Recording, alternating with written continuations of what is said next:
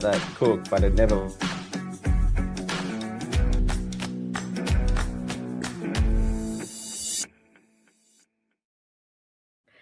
Hello, friends, and welcome to there we go. Hello to Create, Share, Learn Live. I'm Erin Raithke, and this is my wonderful co-host Ben Isles. How are you, Ben?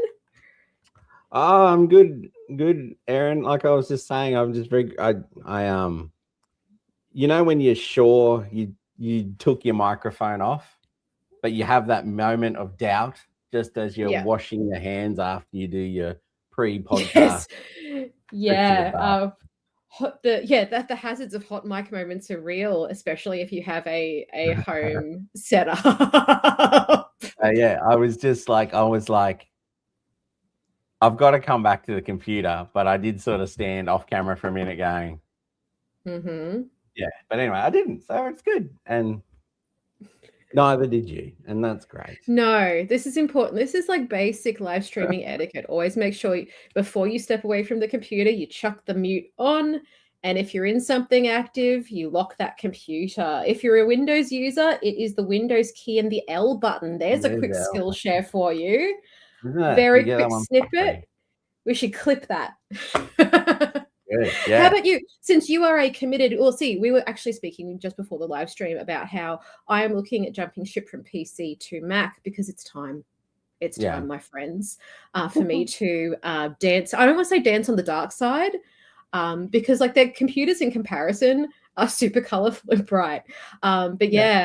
Take a walk on the wild side and go over to Mac. So is there a shortcut key that's Windows L equivalent on a Mac, Ben, for you to secure in your computer? So because most of your Macs these days have the finger reader, if you just press on that with the unlock, like if I use that finger, I don't think that's too much of a security share. But if I use any other finger than that on that button, it'll just lock my computer. But the keyboard shortcut, if you're on an older computer or maybe a base model that doesn't have it, or not a laptop maybe, is Command Alt, and I don't know what is, Command Alt and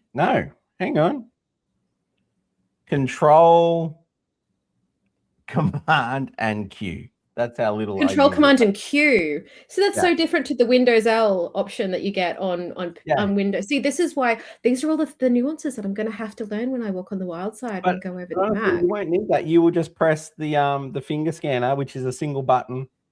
Yeah, you'll just go box. If you don't have a desktop one, because if you have a desktop boxy one, then you won't have a fingerprint. I'm not actually. My keyboard I've had for, I don't know, must be going on 15 years.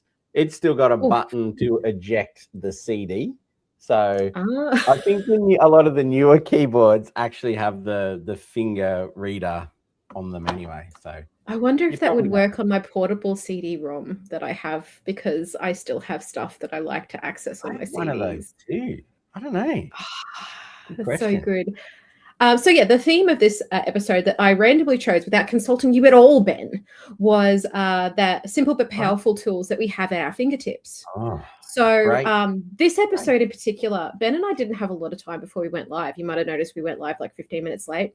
And that is because picture that scene out of Ferris Bueller when he's like running through and like jumps through windows and somersaults through stuff and then jumps into bed to prove that he's like there. That's what I basically just did, but I was, instead of coming from like a house at a crashed car and a parade in the middle of New York City, I came from my kid's bedroom, getting bedtime squared away, because even though a huge day was had, resistance to the sleep was also had, which is like the thrills and spills of having tiny humans in your house when you also want to do like fun grown-up stuff like live streams of an evening on a weekend. You've done well, Erin. It's not easy. And they sense it too. They can smell it on you. It's the one well, I mean, I'm sure you go out the desperation more other nights, but yeah, my kids are like, I smell plans. I think I might ask about the situation. You seem in like Iran. You have somewhere else you want to be. Yeah. So why are petrol prices going up, Dad, as you're just stroking their back? Yeah. We'll talk about it in the morning. What is life? Yeah, exactly.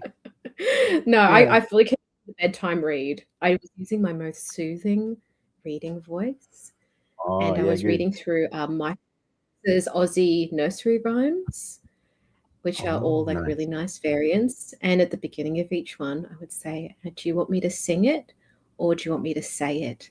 And so it'd be row, row, row, say it, your boat gently down the stream, like mid-sentence, just flipping.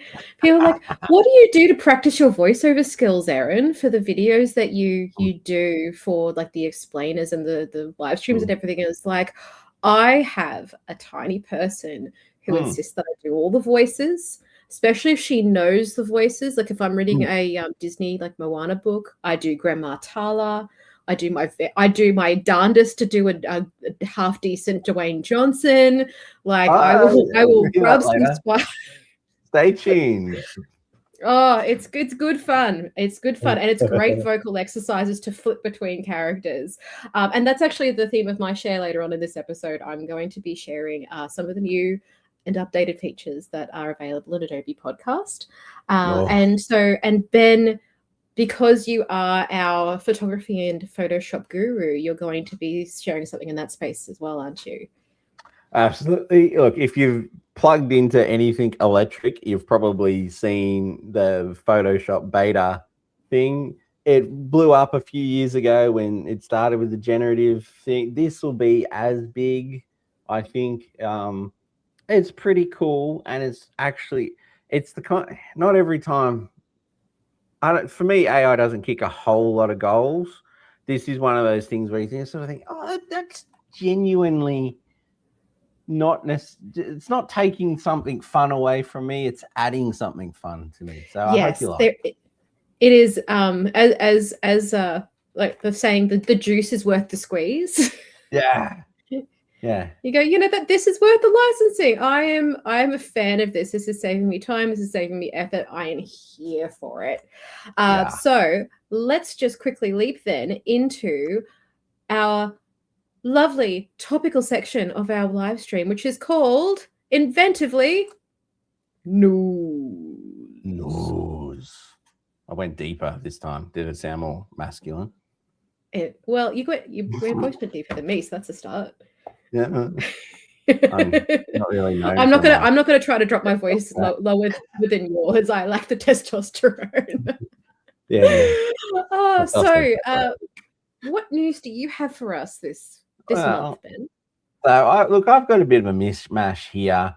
I just thought, I'm not a maths person. Can I share this window? Wait for it. Here we go. Share. And then there it is.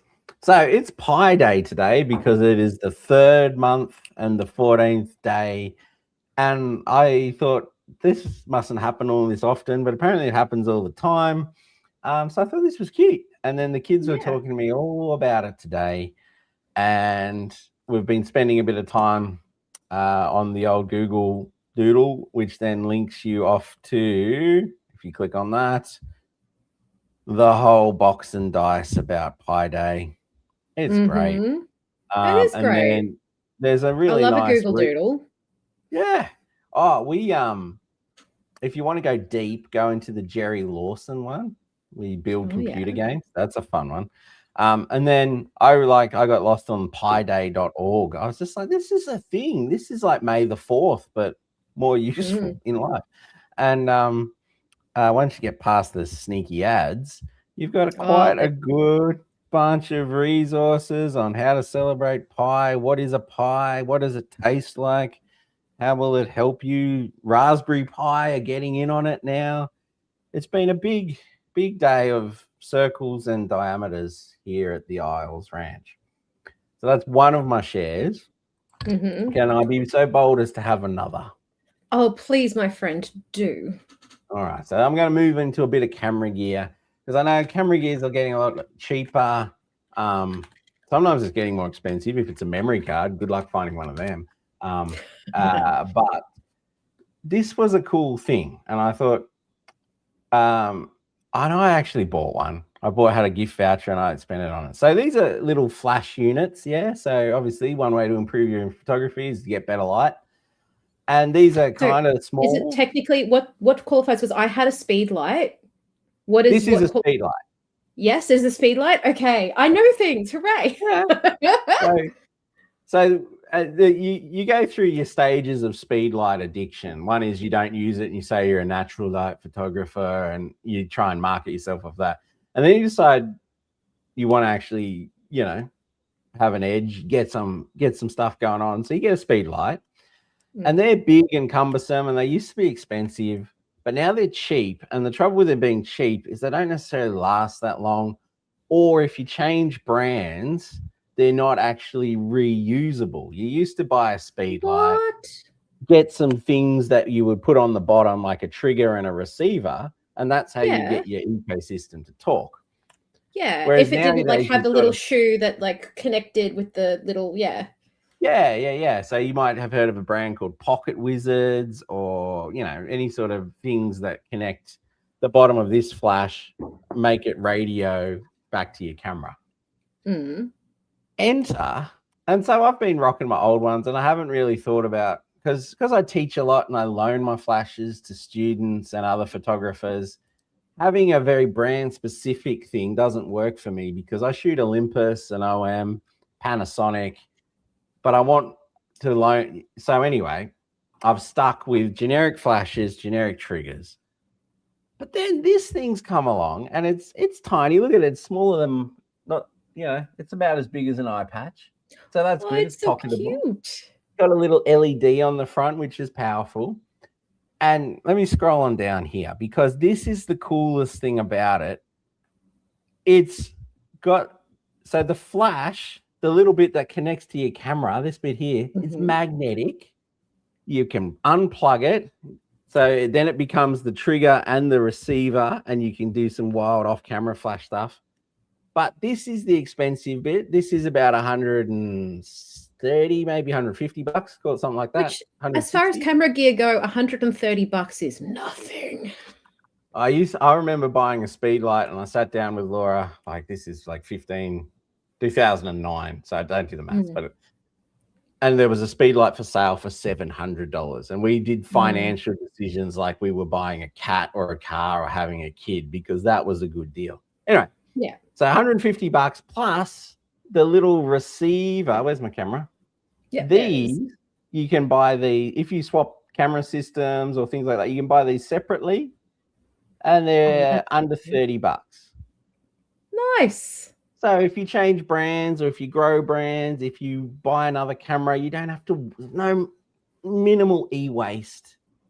I love that. And I just thought, which is perfect, because that's the thing where, especially if you're starting out in photography and you don't have a kind and generous professional like yourself who will loan you stuff. When I was doing photography, part of the reason that my DSLR gear is in the Nikon sphere is because the very kind and generous professional that I happen to have in my network was a Nikon guy.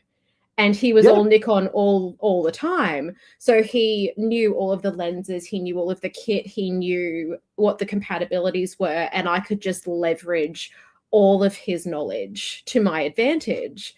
But to have something that is non-denominational, for want of a better word.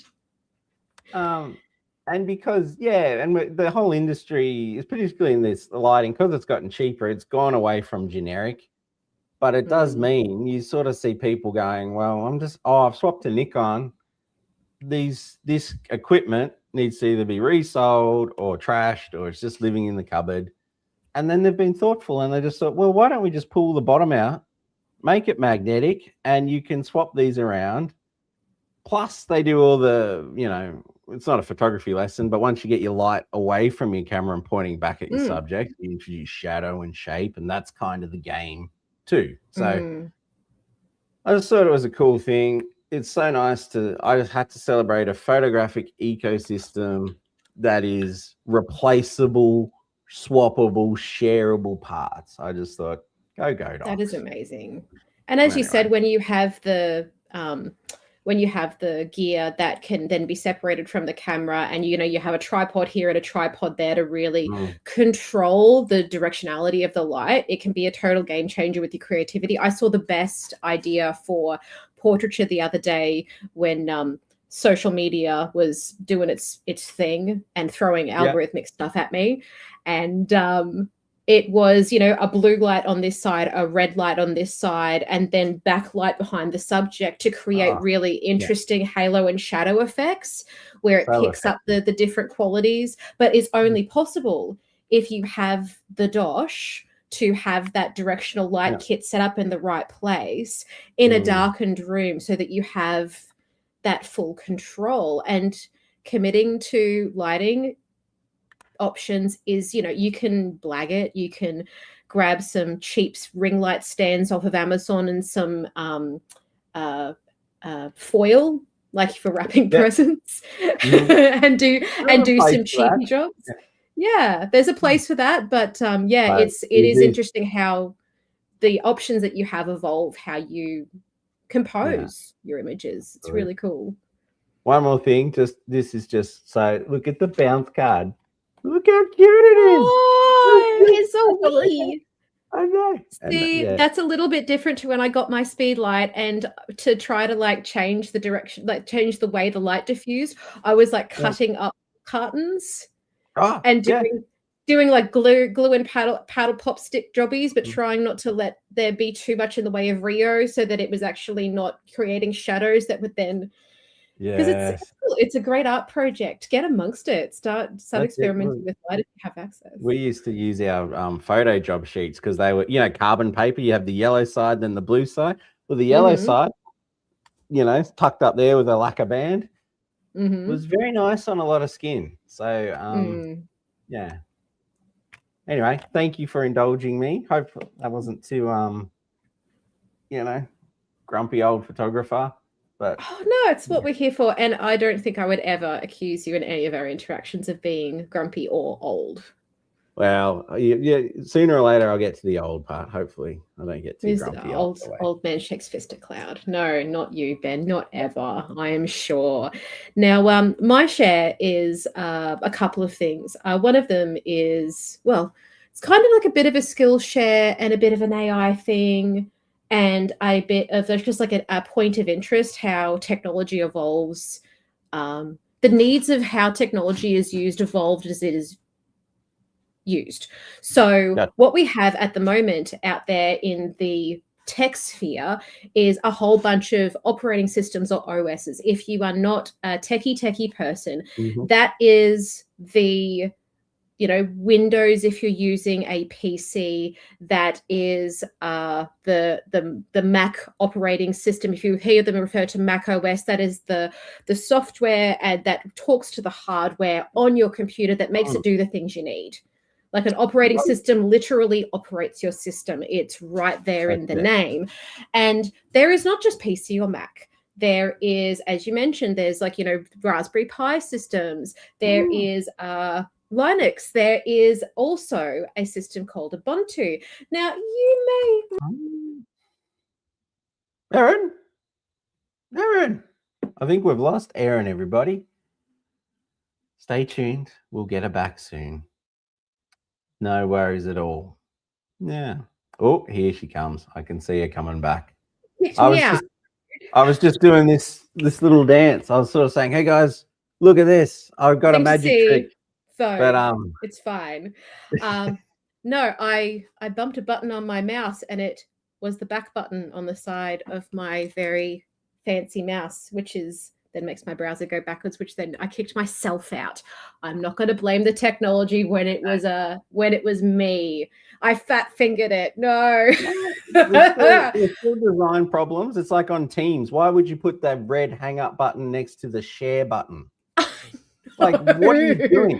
It's been years, you muppet. Sorry. That was a choice. Somebody made a choice, and it was mean. But yeah, speaking of people making choices, segue. The Ubuntu operating system doesn't require age verification when you set it up. Never has, because it's never been a priority. When they wrote it, they did not care what the age of the user was, because why would that be a relevant thing? A user's a user, right? Yeah. Because maybe back when they designed that particular operating system, it didn't occur to them that there might be 10-year-olds using it, because they weren't 10-year-olds. So why would they consider that as a thing, right? So much of what happens in technology has to be what's called grandfathered in, because there is usually, if you think about it, there is no way that when you are designing something to put out into the world, you can anticipate every single outcome of how every single person is going to try to use that technology. It's not a possible thing. Once it's out in the world, then you find out the hard way. And that's why you often see so many technology companies scrambling to implement security measures, how legislation for AI is not keeping up with the actual progress of what AI can do, is because there's no way of fully anticipating how things are going to roll out and how people are going to try to use them. Like scammers try to use AI to copy people's voices to clone their mums into sending them money. That's not something that people anticipated. Yeah, it's crazy. And so what California have done is they have introduced legislation that comes into effect on January 1st, 2027 to say no, because we want to have some control over age verification and who gets access to what. We want some sort of parental supervision. And that just wasn't built in to some operating systems. So all of these providers, like Microsoft is one thing, because you have to sign in with an account to activate a computer. In order to have that account, you need to have provided your personal information, including your date of birth. It's kind of been baked into the system for a while, but not every operating system did that.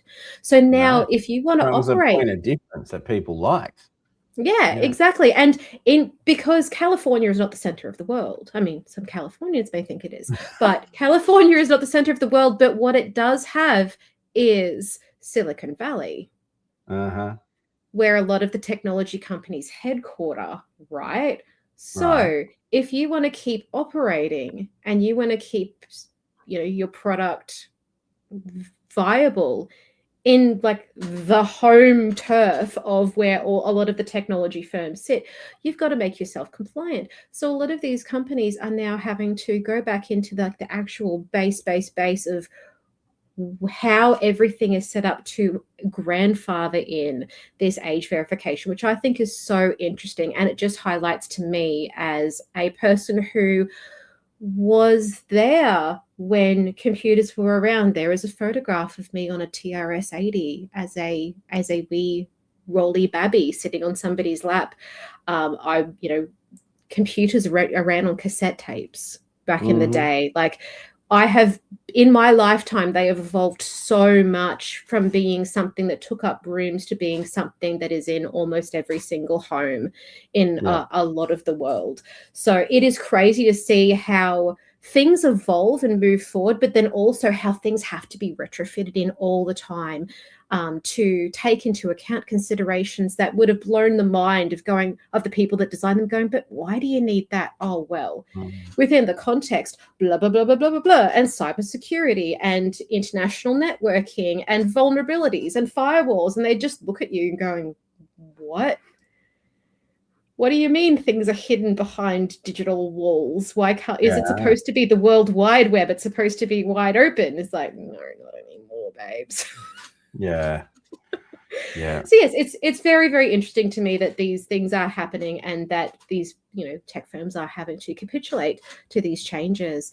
And it just goes to show that what happens in one state or one section of the world can have a bit of a ripple effect across countries that are international, such as the social media laws that were put into place in Australia. A lot of them are being looked at very seriously internationally as they're watching how those things go and what logistically we are doing to sort of follow up with things and reinforce those rules, because, someone has to go first. It's so interesting to me. The other thing that I thought was really interesting was an AI toy. Now, we didn't get to talk about this last episode, I don't think, Ben.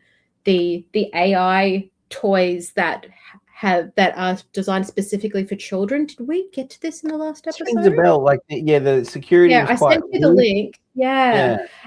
And so there is, and it just speaks back to that same thing where, if you have an AI toy that is in your home that goes back into, like, that AI is sending queries somewhere and it is bouncing back, and nobody's particularly going to anticipate how that information might be used. I personally have a couple of smart speakers in my house, and just in the recent little while, I've started switching them off at the wall. When they're not actively in use, because number one, they're boosting up my power bill, and power bills are getting expensive, and number two, their mics don't need to be on all the time. They don't need to be listening to every single word that my family says, every single conversation that's had in our household. My phone's in my pocket and it does that anyway. So. I mean, but it's like limiting the points of entry. It does. Yeah, it's one of those things. It's like locking your front door, but then leaving all the windows open. So I'm kind of like going, and I am starting to, because obviously we have this live stream. We put ourselves out there. We put our faces. We put our voices out online, and we discuss these things.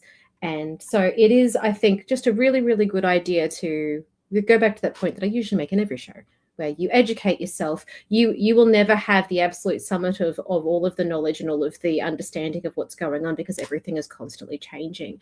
So we have a responsibility, if we live in this world, to figure out where the gaps in our knowledge are. One of my favorite terms is I am consciously incompetent. I am so aware of how much I don't know about all of the things.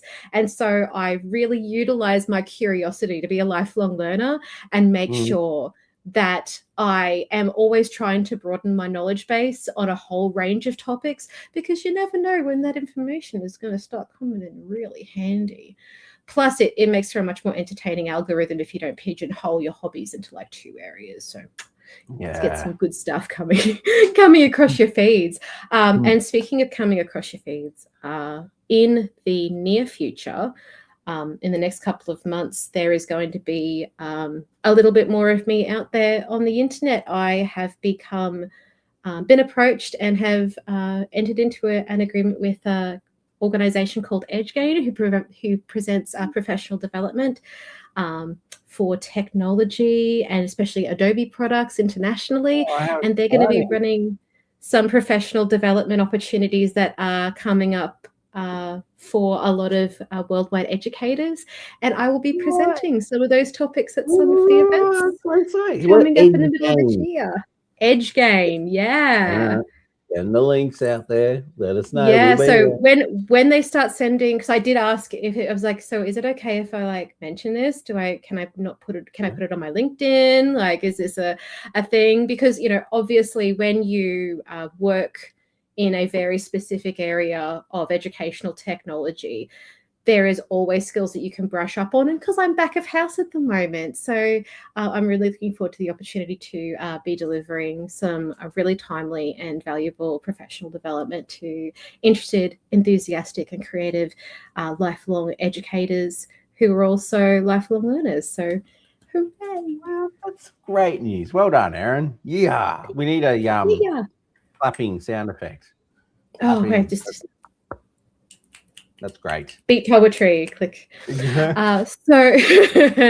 So that's all of my news. I just had 2.5 pieces of news. Beautiful. Oh, Ben found some special effects. Well done, Ben. Wait till you get a Mac and then you'll be doing this. See, if I wasn't sold before... See, I thought it was good when you had the plugins for your webcam when COVID first came out, where you could like turn yourself into a potato and it was just your lips and eyes. Yeah. Bellissimo.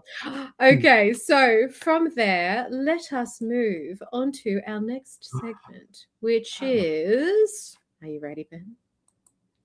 That's neat. Neat. That's neat. I mean, that's neat. Okay, so Ben, I would love for you to take the floor first if you're ready. Yeah, mate. I am going to share. Press some buttons. Let me know and add the. Oh, already there. Thank you for that. All right. So, this is Photoshop. I'm in the beta app, and I've got a photo here of a bird. All right. So this is a no tricks image file, just a bird. Now, I've just for dramatic effect, I've already made these changes earlier, but we'll do one together here because what I'm going to do is I'm going to turn on this top layer, select it, turn it on in the eyeball, and I'm going to hide the bottom layer. And if you look at my layer masks here, you'll see what I've done is I've got a photo. I've asked it to remove the background. It's put a mask on it, just like Batman's mask, where it's black, you don't see Bruce Wayne. Where it's white, you see Bruce Wayne. Which means it's black everywhere the bird wasn't. Therefore, we just have the bird. Okay. Now, check this out. I've clicked on the bird, and then there's this new button called Transform Image. And if you click on that, that's pretty cool. It's kind of just like the free transform thing, except for this itty bitty button up here called Rotate Object. What happens when we click on that? Let's go think for a minute. A use case for AI for good. This is that's what I think. It can help you out with a bit of compositing things. I mean, all right, cool. So now we're ready. I'm going to press the rotate button, and you'll see here that I can actually spin this little birdie around, yeah? And it's doing a pretty good job of, that's the rotate. We can do it here on the screen as well with these on-screen controls. Keep in mind, we only saw half the bird a minute ago. But I can also tilt it. So maybe, look at that. There's underneath, there's above. You know, so I mean, look at this, and I'll spin it around. I might tilt it back this way a little bit. Oh, yeah. So it is, I think the term is extrapolating, isn't it? It is extrapolating what the other side of the bird would look like based on the side that it can see. Pretty much. And it is like middle, the jointing, like a chocolate bunny. Yeah, it's got a few perspective controls too. But yeah, it's trying to see around the object. And once you get it kind of where you want, obviously you can still do the old-fashioned controls, plus it's got these new depth controls. You hit done. It's going to cook for a little minute. Now my computer's a few years old, still hanging in there. This was stuff previously you might try and composite in a 3D model. You know, there were some, but it was hard. But to be able to just grab a photo and just spin it around, just, you know, like if you've got an asset, but the perspective doesn't match, to be able to come in, let it cook, and move it around. Look at that. And so if we do our little before and after, there's where it was before. And there we've kind of moved it around. You can kind of get a sense for, I zoom in. So let's move him back a little bit so it looks like two little birdie friends standing next to each other, because that's the other application for this, isn't it? You go, well, that's it. If you wanted him facing a little bit more. Now, what you mentioned about like a 3D model, that was sort of like, I have a recollection of wonderful demonstrations done by Alwyn Hunt from Adobe with like his Substance 3D, where he would discuss like using photographs and as like basically like textures as skins that would then be applied to 3D models. But there was a lot more than 4 clicks involved in his wonderful demos, 5 years ago, like in the height of COVID, where we were just like blown away by all of the stuff that was out there. Yeah. And look, you'll see this where this will work really well is if it's a part, it's not the entire car. Yeah. Like I've got a buddy who works in a gaming company, and they're still absolutely photographing stuff and all of that realism stuff. And you sort of see here, it's great, but it's still hide the feet, even if you go into 100%. You know what I mean? Like it's good, but look at it. I mean, we're on live to YouTube, so we don't quite get the quality, how it's going to look. But from what I can see here, this is straight out of camera, is sharper, more detail. But this is cool. You know, you put some grass on it, you hide the feet. It's an interesting and really handy tool in our compositing toolbox. I've done, stuff like this I go into Batman's mask and we edit the rotation here. We can pretty quickly, this is a PNG. It's done a pretty faithful job of this kind of stuff, yeah? Because it's basically recognized, it hasn't tried to create the rest of the head. It's gone, well, no, that's actually a mask and there is a reverse side to that mask. So that's really clever. It's obviously got enough reference points. Yeah. Ooh, that's interesting. So it's so abstract. I know. This was an interesting one. And this is my creative type. It's an Adobe quiz. Just Google it. What's Adobe My Creative Type? It's like one of those. You remember Dolly magazine and Clio? You like those quizzes where you. Yeah, I spent entirely too much pocket money on those publications. Yes, I remember them well then. I spent them all on Nintendo magazine, but I did when I worked at Woolworths scanning barcodes at night and there was no one around. You better believe I was getting the dolly off the front of my checkout to read and see what's going on with Hillary 10 tips for 10 tips for what? Well, I need to know. Exactly. Why Lynx Africa will get you the girl of your dreams and all that kind of stuff. God. I know. Lynx Africa, that's a smell association if I've got one. Oh dear. I don't know why she doesn't like me. I'm putting heaps on and I'm putting it on like the ads. I'm using half it. Text me back. All right. Let's do so practically. How does this work? You don't even have to duplicate the layer, though you should, but let's go. We open up a file. We hit the remove background button down here on the contextual taskbar. Don't have your contextual taskbar. Check your Windows tab. It'll be in here somewhere. You can turn it back on down here. It'll be there. So now we've got this image where we want it. Click over here on the photo layer. Hit the transform button. Rotate object. Click it. It's going to cook. And we're going to see what happens. Cooking fast too. Yeah, it's pretty good. It's pretty polished too. Keep in mind we're in the Photoshop beta app, and sometimes it's a pretty good beta most of the time, but it's a beta app. And all right, so I'm just going to zoom out a little bit, get my controls, and we're going to. What? That is really quite faithful. It's even sort of gone, oh, there's a bit of a gradient going on. So let's start getting creative with the color profile. Look at that. Because those colors that are at the front should be at the back. Oh, that's okay. That is so interesting. Isn't it good? So I'll hit done on that. It's going to bake. Oh, mate.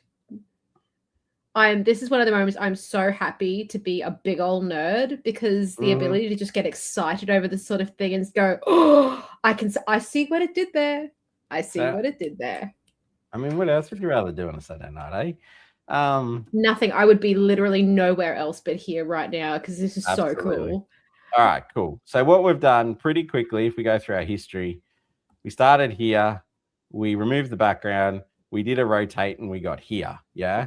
Now, practically, we could drop a background in. I'm not prepared for this, but let's try it. Going off script. Woo! Live stream. Let's go. Let's find a picture that's kind of backgroundy. Oh, that's a bad one. Let's try dog outside. Let's have a look in my Adobe file. There's usually something good in here. Adjustments. Oh. Let's try this one. Go Ben. You can do it. Let's do it. Let's bring it in. Boop. That's on top. Let's put it underneath. Let's go Control T to free transform and hold down the Option, or at the current point in time, you'll hold down Alt because you're on Windows. So we've got a photo in a background, and then hopefully on this layer here, we've done our rotating. Things aren't looking good. But then if you come over to the harmonize button, it'll have a think and it'll try and match the backlighting.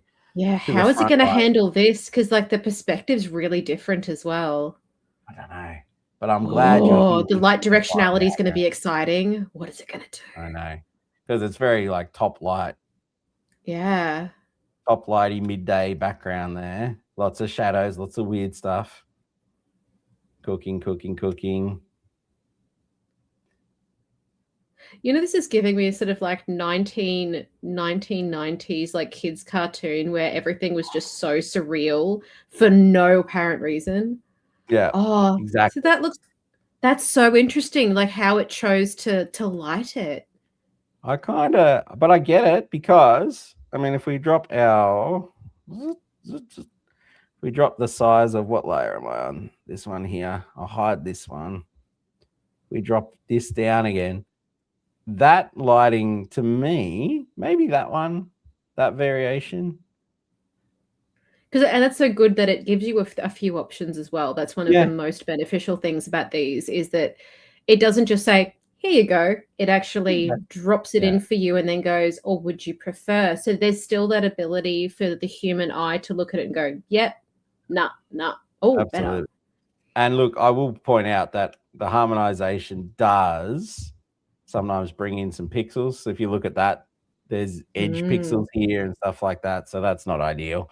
We'd have to knock them out. But you get what I'm saying. You bring in something that's flat, you let it cook, and you do the rotate thing, you get a better angle on it. You can then harmonize it back into your scene.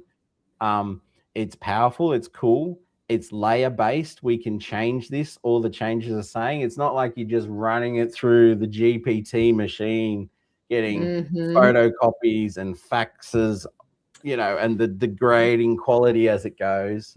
One of my favorite things is non-destructive edits. You always want, you want something that has the option for non-destructive edits.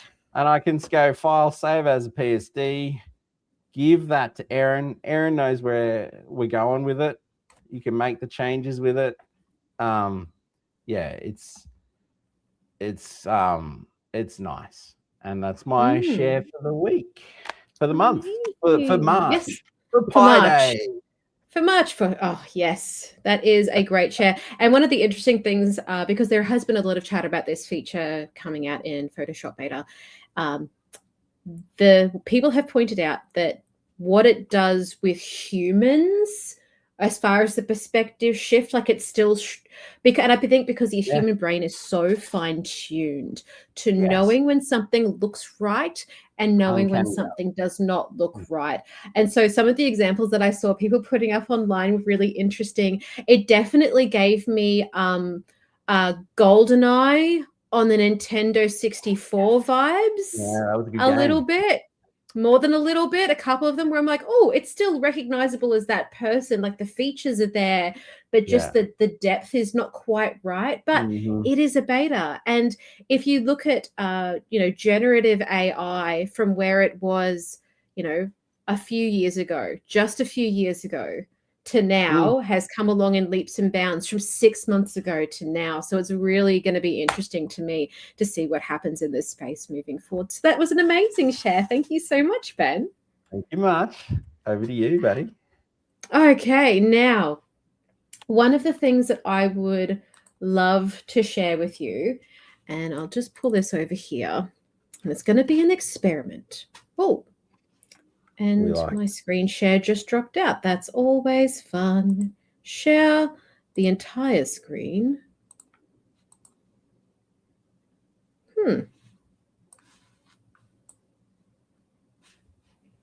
Doesn't seem to want to pick up my screen. That is so interesting. Okay, let's try that again, shall we?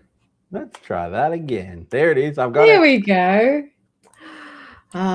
Doing things live is so super fun. Okay, so I have logged into podcast.adobe.com. Now for the people at home, because I do love a well-placed banner. Let's just drop that into the chat, shall we? I'll have that sitting on there. I'll give it, 60 seconds. There we go. So podcast.adobe.com.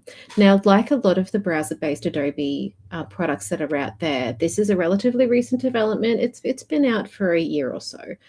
And they just keep adding features in here, tweaking it, punching up, making some changes that I think are really interesting choices, making some changes that I absolutely adore. And one of the things that I'm going to be doing with this, my part of this That's Neat segment, is I'm going to be sharing with you what you can do in Adobe Podcast. And I'm just going to be doing a little bit of a cross comparison and a tour in an unpaid or freemium account where you use your email and you register with Adobe and you create an account, but you're not paying them a subscription, versus a paid account. Like if you have a Creative Cloud membership through your school or institution, or if you pay for it out of your own pocket, you will have access to the Adobe Podcast website. So if you go to podcast.adobe.com, use your email credentials, log in either using the free version or the paid version. This is the landing page that you pop up on, and you will see this lovely little pop-up. It says new in enhanced speech. They have now released an enhancement to this, where it used to be just speech and background, and now it is recognizing both speech and music and background. So music kind of used to be just like lumped in with the background sound, where if, say, for instance, I was having to record something in a noisy environment, and there was back chatter, birds tweeting, planes going past overhead, that sort of thing, that would just be classified as a background layer when the AI analyzes the audio track and makes significantly helpful alterations that you would otherwise have to make manually in a product like Adobe Audition, which I also use and am, reasonably fluent in. But those kind of changes are time consuming, and sometimes you just want to do something quickly on the fly, especially as an educator. If you're in a wonderful open office environment with some partitions and lots of people slamming drawers and walking past and having conversations, being able to press a couple of buttons and get rid of the background noise is gonna save you some time. The amount of times I've had to get up at 3 a.m. when the world is quiet and quickly do some voiceover stuff because it was not possible to do it at work. It's happened. And even when you find a quiet space, you guarantee that Cheryl's going to walk in saying, "What are you doing?" And you just you can keep or going. someone with a big loud vroom vroom engine is going to do pop a wheelie like 3 blocks over, but it's going to come through on the audio. You may not notice it at the time, but it's going to come through and hear it and go from the freeway. A plane. There's so many environmental things that can change how whether or not your sanity is challenged because you did a great take. You loved your tone. You loved the way you were talking. You were in a flow state. Even if you're not working from a script, you've just punching, got it. And then all of a sudden you hear something go bang or in the background and you go. Yeah. And sometimes you're not shooting for perfect. Sometimes you're just trying to record something. It's a class recording because they wanted to review it later or something like that. Or sometimes you're just in a really echoey room and it sounds super tinny and gross. Adobe Podcast will help you with that. So I'm going to hit that start enhancing button, which will just close this little prompt that opened up here, right? And it's going to go through. And because I haven't logged in using this licensed account, I don't have a license that's attached to this identity.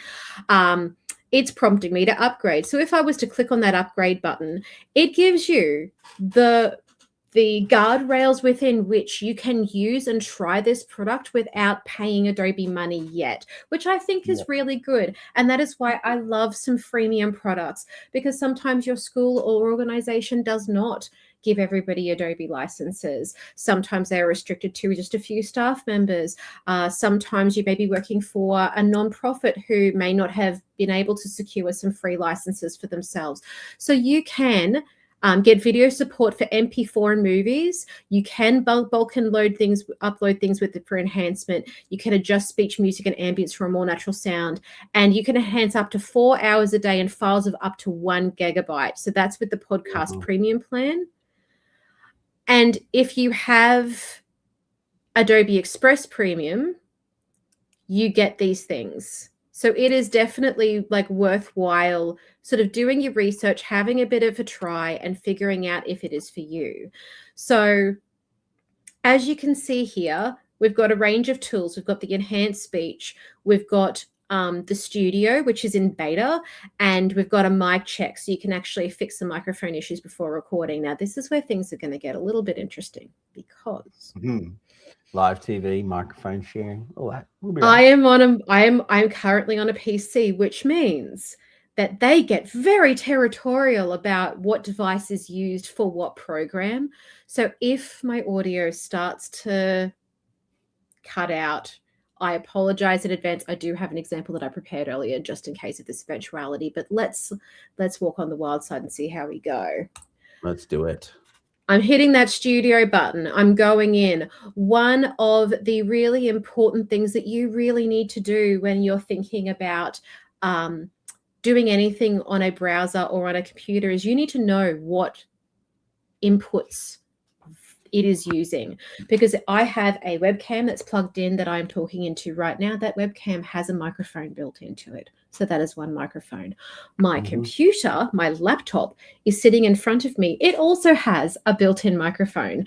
And then on top of that, I have my beautiful microphone right here. Don't want to jiggle it too much because I don't want it to accidentally unplug itself, but it is sitting here. So I have 1, 2, 3 microphones plugged in to this computer right now.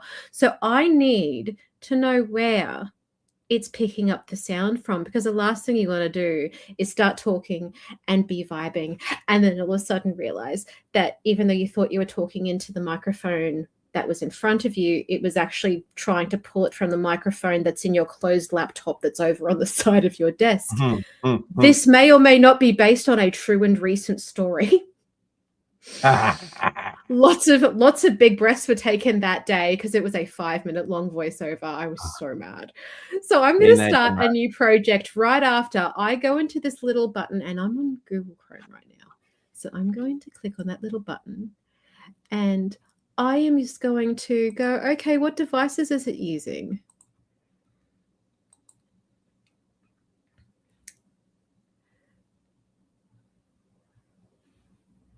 Okay. Blah. Wait a second. Yeah, all right, mate. What are we doing?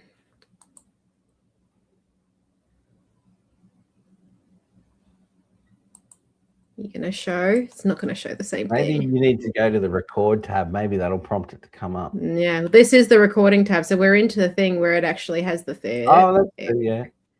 There we go. Oh. Now it's actually querying it. There it is.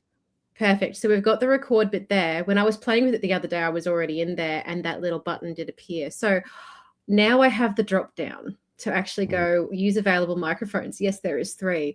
And now we have the microphone, my big professional one. It's a few years old now. The microphone array, that is the microphone that's built into my laptop, and the microphone that is attached to or built into my webcam that I'm talking to right now. So I don't want it to pick up the microphone that's built into my laptop today. I want it to pick my lovely, nice professional microphone to get the most crispy sound possible. So it's also going to give me the option to say allow while visiting the site, allow this time, never allow. If you click the wrong option, you can always go back in and change it. So I'm going to say allow while visiting the site because I want it to remember. And it's also now asking me what cameras it wants me to use, because one of the new things that it has started doing by default is if you have a webcam, it will actually not just record your audio, it will also record you as you are speaking, because it's kind of assuming that maybe you might want the option to show your mug in your podcast that you are producing, and there is export options for you to change that if that is absolutely not your jam, because not everybody wants to put their face to their project. They may have other visuals that they want to use, or just the idea of it makes them go ugh. So I'm going to say allow while visiting the site because I'm not precious about that. Clearly, I do this show with Ben. So it's going to have a bit of a think and it's going to connect. And as you can see, it's actually picking up on my audio, right?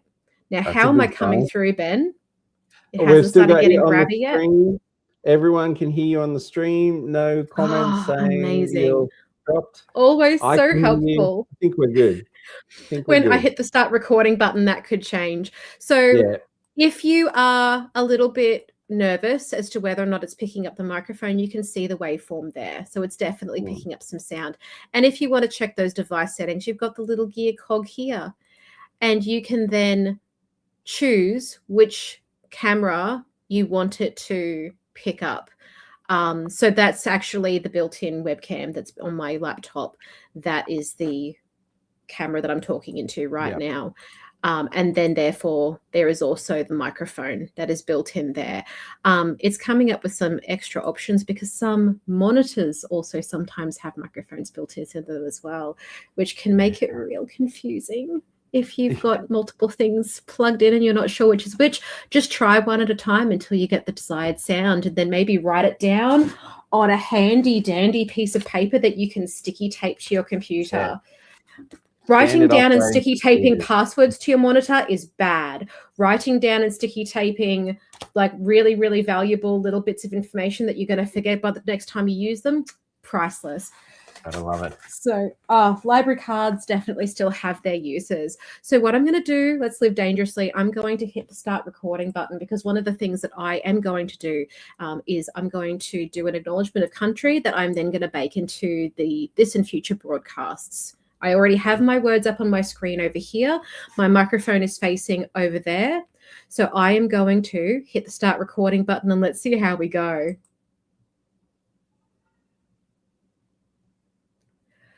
We respect and honour Aboriginal and Torres Strait Islander elders past, present and emerging. First Nation sovereignty was never ceded. I acknowledge the stories, traditions and living cultures of Aboriginal and Torres Strait Islander peoples on this land and the lands in Australia that we reach, and commit to building a brighter future together. Did it behave itself, Ben, or did I start sounding like a mechanical robot-y thing? You sounded great. The Adobe Podcast, your waveform went red. So I think we're made in the shade. I think it worked really well. So it did the recording, right? So it is happy with that. Now, it is still picking up the waveform because it can hear me. The microphone is in use, but it is not actively recording because it has a big red start recording button. I've gotten what I got. One go. Let's run with that. I'm going to hit that edit button. Now, as you can see, it is having a spin. It is having a think. It is processing. Now, once it is processed, you will notice that before I started speaking, I let it go for a couple of seconds because it isn't a millennial pause. I know that millennials cop a lot of heat on social media for making sure that it's recording before we launch into what we're saying, but that is so we don't get cut off at the beginning. Now, if I was to hit that play button right now, you would hear that pause and then you'd hear it launch into talking. We respect and honour Aboriginal and Torres Strait Islander elders past, present and emerging. First Nation sovereignty was... Now you can hear me talking and I could click on that little dot there and I could delete that. And it just gets rid of that gap at the beginning. So we got a text-based editor. Wow. Text-based editor. Now, what you can also do is if you flub your lines, if you get a little bit of mush mouth, you can just go, I acknowledge, I could go, whatever stims help you calm down, and then you can just keep talking. You don't have to stop and re-record. You can just go, happy thoughts. I acknowledge. And it will pick up your stims. It will pick up you taking big breaths. It will pick up any little, Will Smith rap noises that you need to make to get yourself back on track. And you can just select them and you can just delete them out of the transcript and it will just stitch them together. Now, you would have noticed as I started speaking, I went over to the enhance button. Now, this is where things are different between the free version of Adobe Podcast and the paid version of Adobe Podcast. So let's do this. Let's go over into the enhance button and it says upgrade to adjust the strength, right? So the more you want to play with it, the more you have to pay the money. And that's the thing. If you want to use a product, you really like what it does, you're going to have to pay them money for the privilege of using that product. It's how the world works, right? But once I've actually hit that enhance button and turned it on, I'm going to do that. On Aboriginal and Torres Strait Islander elders past, present, and emerging. It's a little quiet, but it might be right on YouTube, but it's just quiet for me. So you hear the echoes gone? Yeah. Yes. So it's really interesting because it pulls the echo out of the sound. It smooths it out. It's a much better overall quality. It's much easier to listen to. It takes some of the tinniness out of it that you would otherwise have to do in post-production. The other thing that you can do is you go over to the export button and you can have an audiogram that's an animated transcript video. And things that are available when you pay that are not available here is you cannot remove the Adobe Podcast branding, but you can do things like you can create the audiogram where it has the transcript rolling on the page. You can remove the speaker name. You can remove or show the project title. So if I was to change that to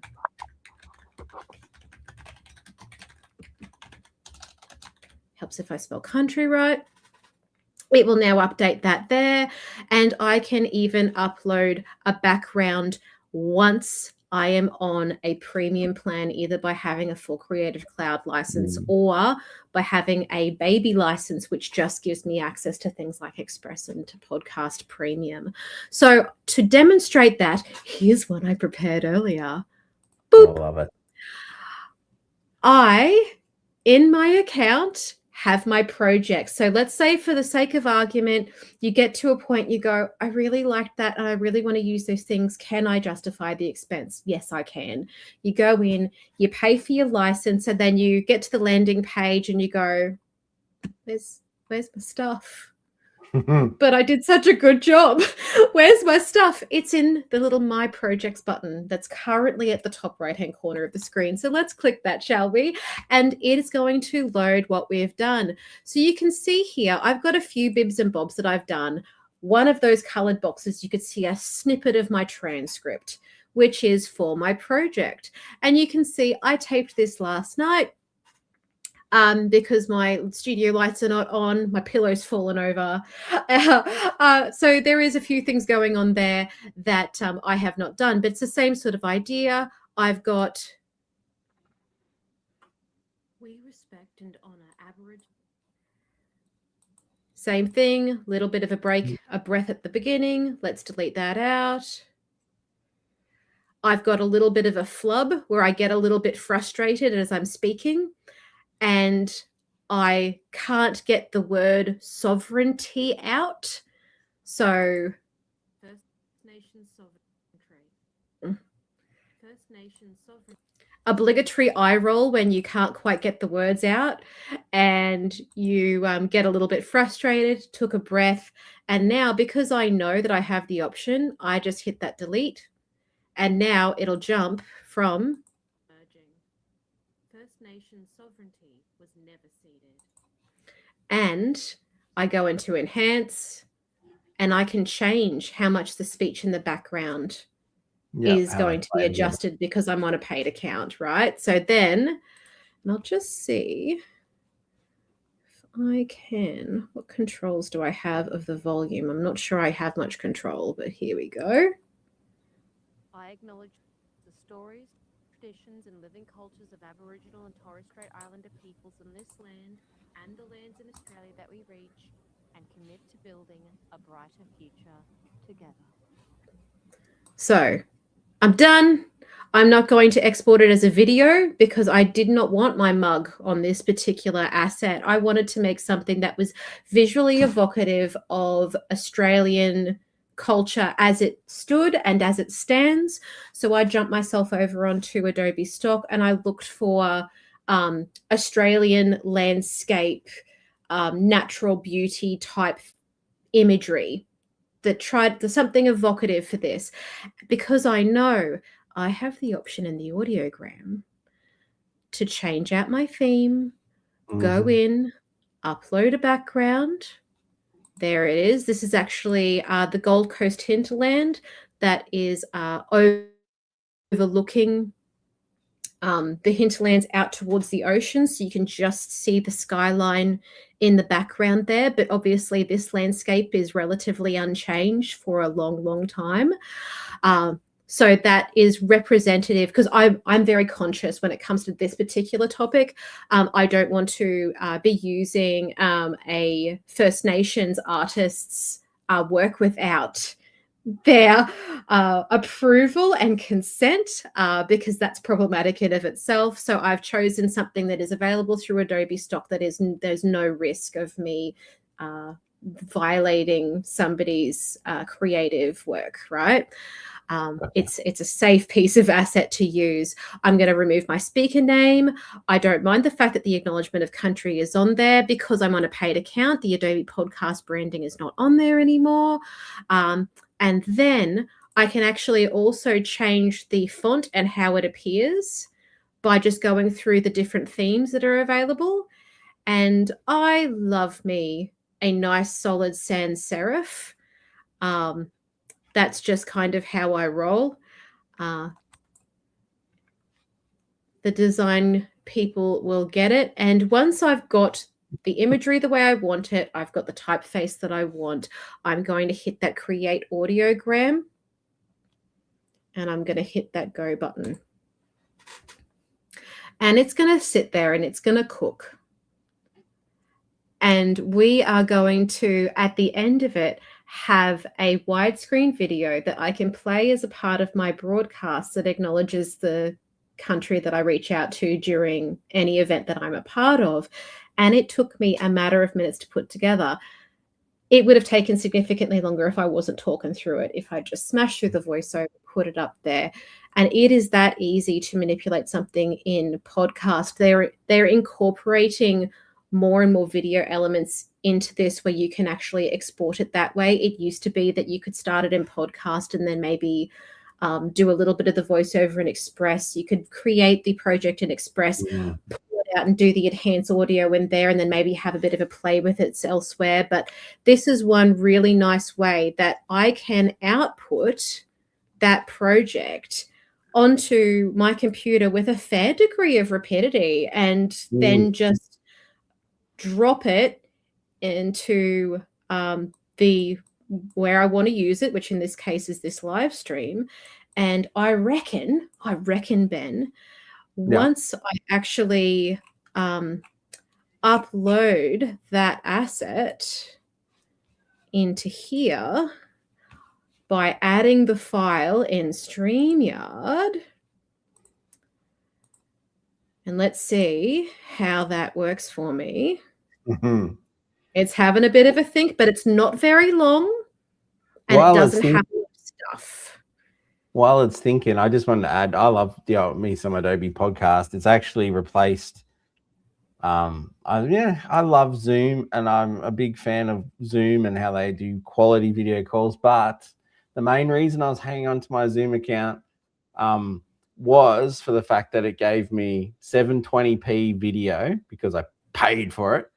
And it gave me separate audio files, and I could get the true audio file, not this sort of like Megatron, Optimus Prime voice you get in Teams. You get the true audio, which meant flexibility to edit. I'm louder than Erin. You can boost, none of that you can do in many other apps besides dedicated podcasting stuff, and Zoom was kind of 3/4 of the way there. So I kept Zoom. This is everything I need now. And if I want to do a group video call, I'm bringing them into podcasts. It gets me better video quality. The sound side of it is even better too. Separate tracks, great enhancing. It does a great job.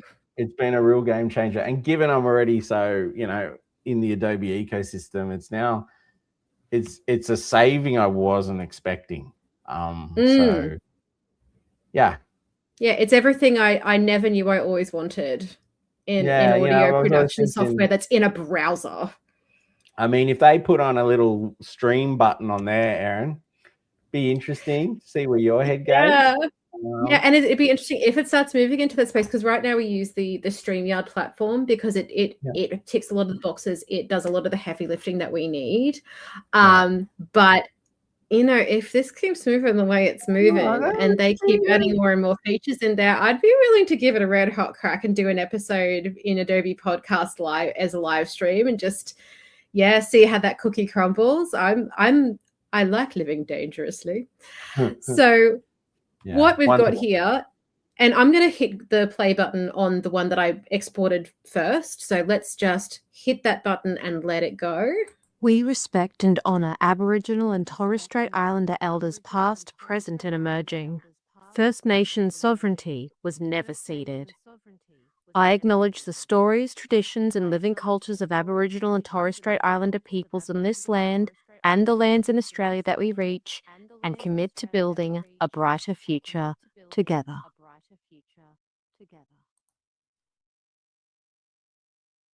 So what I love about that is it even has the waveform across the bottom of the screen. So you can export it in a whole bunch of formats. You can put it into landscape, you can have it in portrait, you can have it in square, format that is suitable for your platform of choice, whatever blows your hair back. And it's just so versatile as to what you can do with it. That is just one of the things that you can do with this product. I use it for a multitude of applications, but considering that we're already at the hour and 10-minute mark, Ben, I am going to leave it there and keep something in my back pocket for another time. Talk about podcast all night. It's a cool thing. Oh yeah, it's such a good product. Like as you said, it's a bit like there is sometimes things that get released that make you go woo, and sometimes it is a product that reduces e-waste and satisfies a need that you have for multi-platform accessories. Sometimes it is a product that just shortens your workflow and gives you a diverse range of options as to what you can use and how you can use it and how quickly you can clean it up. And we are busy professional people who are also parents of our, respective children. Our time is valuable. And it is the most sought after resource that we have, and anything that we can do that gives us back a little bit of time in a joyful way, I'm 100% here for. Well said. So, agreed. On that note, Ben, shall we wrap up episode 11? We've got our 1-year anniversary, I think, then next month. Oh my gosh! Yeah, wow. Oh, that's God. cool. That's neat. Yeah, that's neat. So I think we'll leave it there. We'll have to come up with something really smashing for our 12th episode, or will we leave it for our 13th episode? Lucky 13. We'll figure it out between now and then. But we had a couple of people join us live, and for those who did join us live, thank you so much for coming. And for those of you who are watching us on demand, check out Ben's Instagram, check out my Instagram. I'm trying to be much more diligent with my updates because, we are adding snippets from the show. I've been playing around with some of the template stuff that's up on Instagram for funsies because challenge is as good as a holiday. And we'll see you, all going well, on the second Saturday of April. So Thank you. remember to keep creating, sharing, and learning, and we'll see you next time. Bye. Bye.